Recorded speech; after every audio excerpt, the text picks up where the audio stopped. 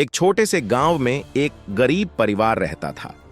गांव के लोग उन्हें राम और सीता कहकर पुकारते थे।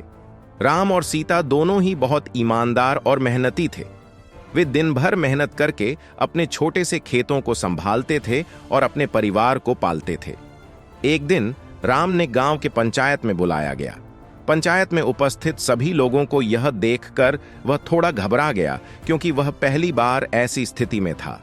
पंच ने उसे कहा, राम, हमने तुम्हें बुलाया है क्योंकि तुम गांव के सबसे मेहनती और ईमानदार व्यक्ति हो।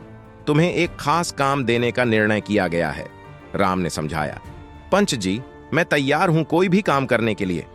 पंच ने कहा, राम, हम तुम्हें एक नेता बनाना चाहते हैं। तुम्हारी ईमानदारी और मेहनत को देखकर हम तुम्हें गांव का नेता बनाना चाहते हैं। राम को सुनकर बहुत खुशी हुई।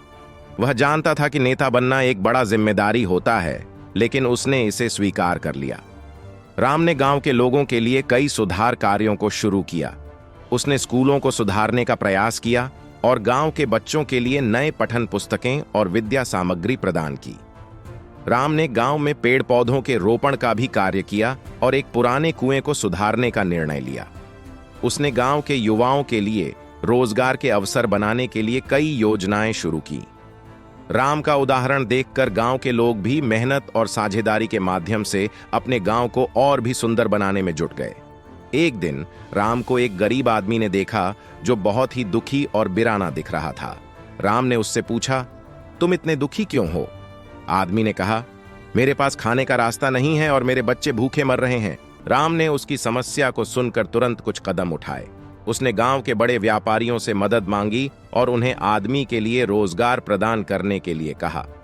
गांव के लोगों ने भी इस मुद्दे में मदद की और एक हफ्ते के भीतर ही आदमी को रोजगार मिल गया।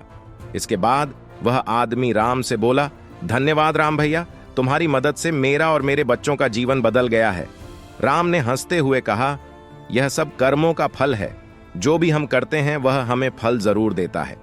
इस घड़ी में राम ने समझा कि कर्मों का फल हमें हमेशा अच्छा ही मिलता है, चाहे वह छोटा हो या बड़ा।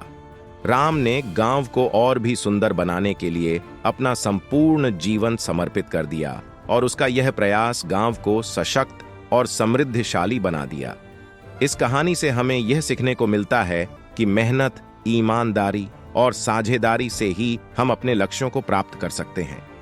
कर्मों का फल हमें हमेशा सत्य और न्यायपूर्णता की राह पर लेकर जाता है और हमें सफलता की ऊंचाइयों तक पहुंचने में मदद करता है। उम्मीद रखता हूं कि ये कहानी आप लोगों को जरूर पसंद आई होगी। इस कहानी को जितना हो सके उतना जरूर शेयर करें और इस कहानी के बारे में आपकी क्या राय है मुझे जरूर कमेंट करें।